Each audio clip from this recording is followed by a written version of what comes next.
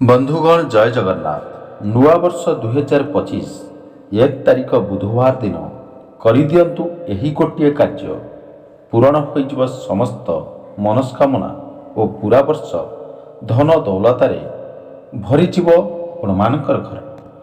बंधुगण नुआ वर्ष 2025 आरंभ हेबाकू आउ अल्प दिन बाकी रही। नुआ वर्ष सभींक पई नुआ आशा और उत्साह नहीं आसु बोली सभे इच्छा प्रकाश करी बसिଛନ୍ତି। बंधुगण वर्ष 2025 आपणक घरे ओ जीवन रे धन संपत्ति और सुख समृद्धि वृद्धि और सफलता पाई वास्तु अनुसार करिदियंतु एही काम आपणक घरे सकारात्मक शक्ति वृद्धि करने सह धनर अभाव को दूर करिथा।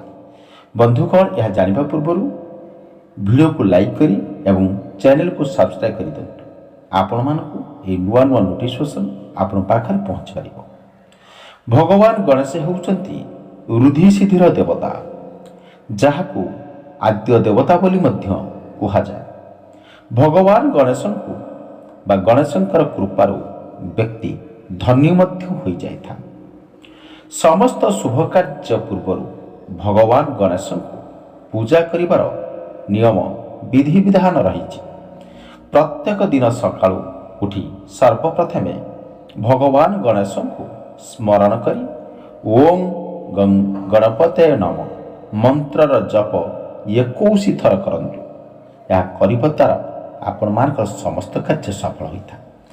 यार खूब शुभ फल आपण मानको प्राप्त हेबो। आजिर एही वीडियो रे आमे आपण को नुआ वर्ष रे पूजा करिवार किछि एपरि उपाय विषय कहिबु, जाहाकू करिबा द्वारा भगवान गणेश प्रसन्न होइथांती एवं घर को सुख समृद्धि मध्य वर्ष सारा आसीथा। विशेष भावरे बुधवार दिन को ही भगवान गणेशंकर पूजा दिन बोली कुहा जाए। यही दिन गणेश को पूजा करी तांकर प्रिय जिनिस अर्पण करिबा उचित। यह करिबा द्वारा आपण मानकर समस्त मनस्कामना पूर्ण होइथा। जेमिति कि रोली एवं नाली सिंदूर। नाली सिंदूर गणेशंकर बेस प्रिय होइथा। नाली सिंदूर रे गणेशंकर तिलक कले गणेश बहुत जल्दी आपण को उपरे प्रसन्न होइथांती एवं आपण मानकर समस्त मनोवांछा पूर्ण करिथांती। घरे केबे अभाव रहिबो नाही। यह करिबा द्वारा एवं सबु दुख दुर्दशा दूर होइजो। सबु क्षेत्र रे आपण मानकु सफलता मिलिबो। श्री गणेश को मोदक अत्यंत प्रिय होइथाय। तेणु पूजा समय रे मोदक भोग लगांतु एवं पूजा शेष हेले ताहाकु परिवार लोकंक मध्य रे प्रसाद भाव रे समस्तंकु बांटी दियंतु। यह द्वारा जेतक बिगड़ी जाइथिबा काम पूरण होइजिवो एवं व्यवसाय जनित समस्या मध्य आपण मानकर दूर होइजिवो। जदि आपणकर चाकरी संबंधी किछि समस्या अछि तेबे बुधवार दिन भल भाव मन रखंतु। बंधुगण बुधवार दिन निष्ठा एवं नियमर सहित भगवान गणेश को पूजा करी 21टी दुबघास अर्पण करंतु। यह द्वारा समस्या दूर होइजिवो। आपण मानकर जेतक समस्या बाधा विघ्न सबु दूर होइजिवो। यह व्यतीत गणेश को बुंदी लडू अर्पण करंतु। आपण मानकर मनस्कामना जल्दी रु जल्दी पूर्ण होइथाय। जदि आपण व्यवसाय किंबा चाकरी रे मान सम्मान प्रतिष्ठा करने को चाहूँगी तेबे बुधवार दिन गणेश को पूजा करी एवं शमी वृक्षर पत्र को अर्पण करंतु। देखिए आपण मानकर समस्त मान सम्मान प्रतिष्ठा वृद्धि घटिबो। श्री गणेश मध्य आपण मानक उपरे प्रसन्न हो जाइथांती। साधारणतः वास्तु दोष दूर करिबा पाई लोके तांकर शमी वृक्ष मध्य लगाई थांती। बंधुगण श्री गणेश को पूजा समय ଚାଉଳ ଅର୍ପଣ କରନ୍ତୁ, ଦେଖିବେ ଆପଣମାନଙ୍କର ସମସ୍ତ ଇଚ୍ଛା ପୂରଣ ହେବ। କିନ୍ତୁ ଧ୍ୟାନ ରଖିବେ ଯେପରି ଭଙ୍ଗା ଚାଉଳ ନ ହୁଏ। ବନ୍ଧୁଗଣ, ଯଦି ଆପଣମାନେ ଏପର୍ଯ୍ୟନ୍ତ ଭିଡ଼ିଓକୁ ଲାଇକ୍ କରିନାହାନ୍ତି, ଭିଡ଼ିଓକୁ ଲାଇକ୍ କରିଦିଅନ୍ତୁ ଏବଂ ଚ୍ୟାନେଲରେ ନୂଆ ଥିଲେ ନିଶ୍ଚିତ ଭାବରେ ଚ୍ୟାନେଲକୁ ସବସ୍କ୍ରାଇବ୍ କରିଦିଅନ୍ତୁ। କେବେ ବି କୌଣସି ଦେବୀ ଦେବତାଙ୍କୁ ଶୁଖିଲା ଚାଉଳ ଅର୍ପଣ କରନ୍ତୁ ନାହିଁ ବନ୍ଧୁଗଣ, ବରଂ ଅଳ୍ପ ପାଣିରେ ଓଦା କରିଦିଅନ୍ତୁ। ଏପରି କଲେ ଭଗବାନ ପ୍ରସନ୍ନ ହୋଇଥାନ୍ତି। ଯଦି ଆପଣମାନେ ଭଗବାନଙ୍କୁ ବା ଗଣେଶକୁ ପୂଜା କରୁଥାନ୍ତି, ଭକ୍ତି ଭାବରେ ଆପଣମାନେ ଶ୍ରୀ ଗଣେଶ ବୋଲି କମେଣ୍ଟ ସେକ୍ସନ୍ ଲେଖିଦିଅନ୍ତୁ। ଯେଉଁ ବ୍ୟକ୍ତି ଭଗବାନ ଗଣେଶଙ୍କର ସାମ୍ନାରେ ସୁଧ ଘିଅ ଦୀପ ଜାଳନ୍ତି, ତେବେ ଭଗବାନ ଗଣେଶ ଖୁସି ହୁଅନ୍ତି। ଏହାଦ୍ୱାରା ସମସ୍ତ ମନସ୍କାମନା ପୂରଣ ହେବା ସହିତ ଘରେ କୌଣସି ପ୍ରକାରର ଅଭାବ ଦେଖାଦିଏ ନାହିଁ କିମ୍ବା ମାନ ସମ୍ମାନ ମଧ୍ୟ ବୃଦ୍ଧି ପାଏ। ଯେତେବେଳେ ଆପଣ ଗଣେଶଙ୍କର ପୂଜା କରୁଛନ୍ତି, ସେତେବେଳେ ଶ୍ରୀ ଗଣେଶଙ୍କର ପେଟକୁ ଦର୍ଶନ କରନ୍ତୁ ନାହିଁ।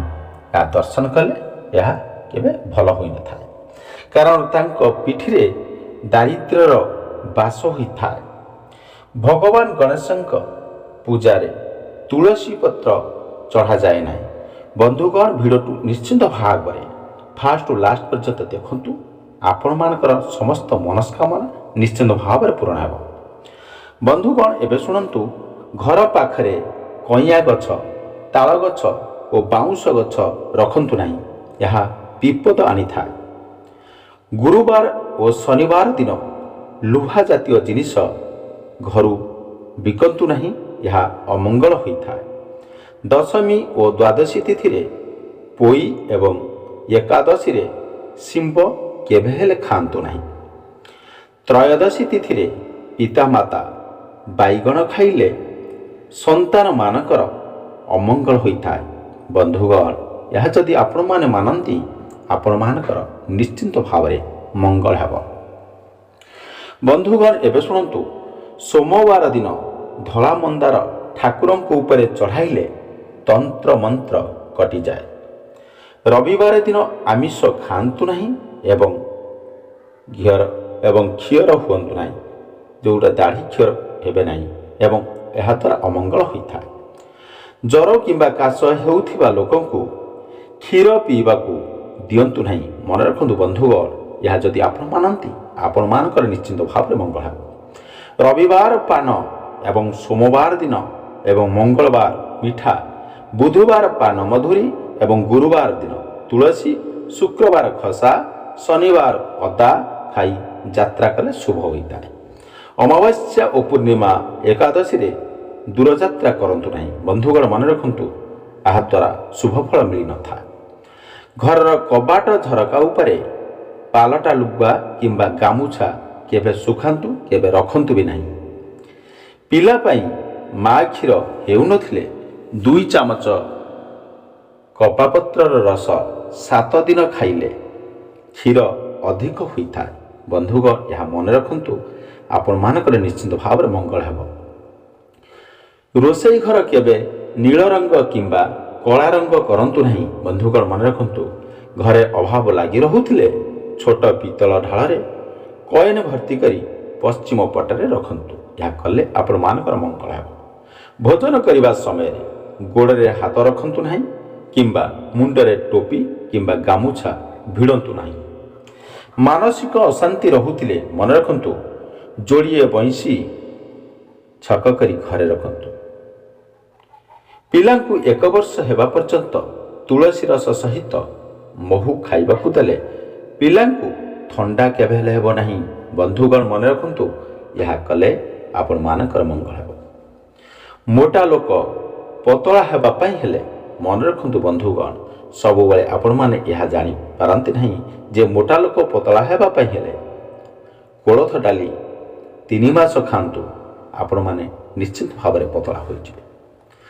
କଣ୍ଠ ସୁମଧୁର କରିବା ପାଇଁ ବା କଣ୍ଠକୁ ଭଲ ସୁମଧୁର କରିବା ପାଇଁ ହେଲେ ଶୁଣ୍ଢି ଖଣ୍ଡେ ଜଳରେ ଜାକନ୍ତୁ।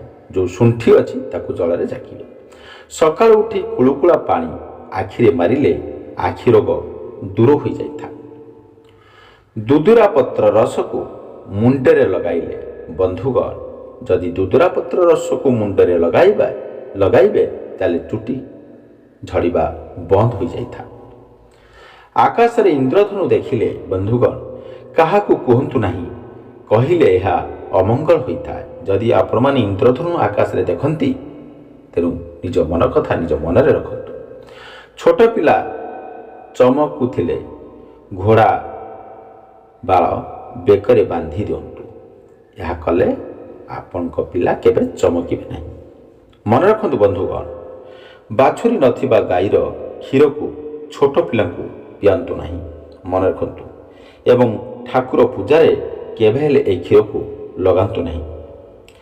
ଅସଲି ମହୁକୁ ଜାଣିବା ପାଇଁ ହେଲେ ଖଣ୍ଡେ ସାଧା କାଗଜରେ ପକାଇ ଦିଅନ୍ତୁ, ଏହା ଭେଦିବ ନାହିଁ।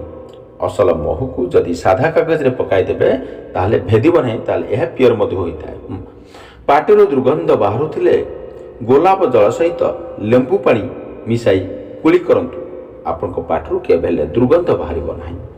ପୂର୍ଣ୍ଣିମା, ଅମାବାସ୍ୟା, ସଂକ୍ରାନ୍ତି, ଜନ୍ମଦିନ ଏବଂ ପିଣ୍ଡଦାନ ଦିନ ଚୁଟି କାଟନ୍ତୁ ନାହିଁ। ରାତିରେ ଶୋଇବା ବେଳେ ଦର୍ପଣରେ କଳା କପଡ଼ା ଘୋଡ଼ାଇ ଦିଅନ୍ତୁ। ମନେ ରଖନ୍ତୁ ବନ୍ଧୁଗଣ, ଏହା କରିବା ଦ୍ୱାରା ଆପଣମାନଙ୍କର ମଙ୍ଗଳ ହୋଇଥାଏ। ଗୁରୁବାର ଦିନ ଲିମ୍ବ, ଶନିବାର ଦିନ ଆଖୁ, ରବିବାର ଦିନ ଗୁଡ଼ ଏବଂ ବୁଧବାର ମୂଳା ଖାଆନ୍ତୁ ନାହିଁ। ମନେ ରଖନ୍ତୁ ବନ୍ଧୁଗଣ, ଏହା ଯଦି ଆପଣମାନେ ମାନନ୍ତି ଆପଣମାନଙ୍କର ନିଶ୍ଚିନ୍ତ ଭାବରେ ମଙ୍ଗଳ ହେବ।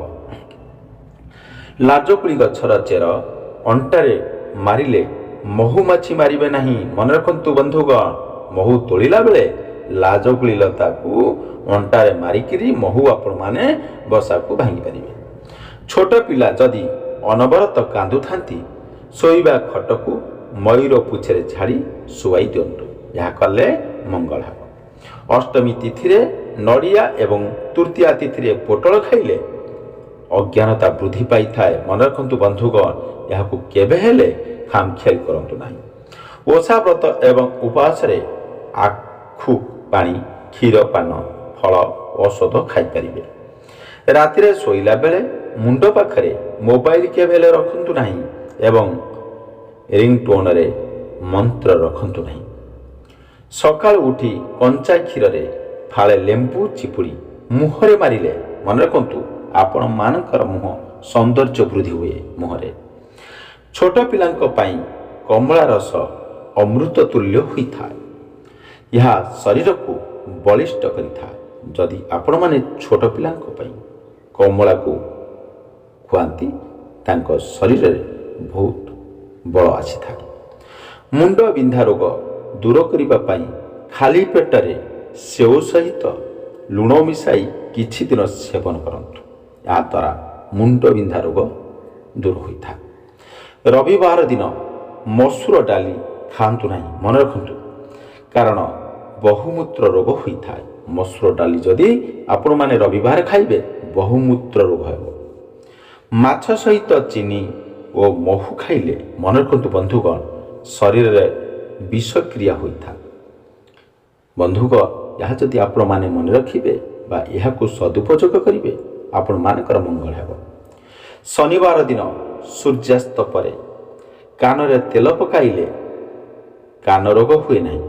ମନେ ରଖନ୍ତୁ, ଶନିବାର ଦିନ ସୂର୍ଯ୍ୟାସ୍ତ ପରେ କାନରେ ତେଲ ପକାଇଲେ କାନରେ କେବେ ହେଲେ ରୋଗ ହେବ ନାହିଁ।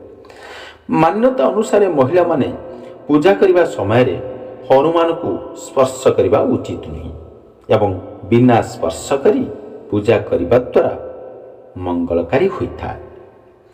ପୂଜା କରିବା ସମୟରେ ମହିଳାମାନେ ନଡ଼ିଆ ଭାଙ୍ଗିବା ଉଚିତ ନୁହେଁ, ଏହା ଅଶୁଭ ହୋଇଥାଏ ଏବଂ ପୁରୁଷ ଲୋକମାନେ ନଡ଼ିଆ ଭାଙ୍ଗିବା ଦ୍ୱାରା ମଙ୍ଗଳକାରୀ ହୋଇଥାଏ।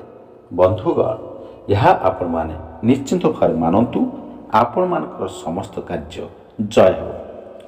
ରାସ୍ତାରେ ଯିବା ସମୟରେ ମନେ ରଖନ୍ତୁ ବନ୍ଧୁଗଣ, ଯଦି ମୁଦ୍ରା କିମ୍ବା ପଇସା ମିଳେ ତେବେ ଏହା ଅଶୁଭ ହୋଇଥାଏ ଏବଂ କାର୍ଯ୍ୟରେ ସଫଳ ହେବା ବିଳମ୍ବ ହେବାର ସଂକେତ ଦେଇଥାଏ।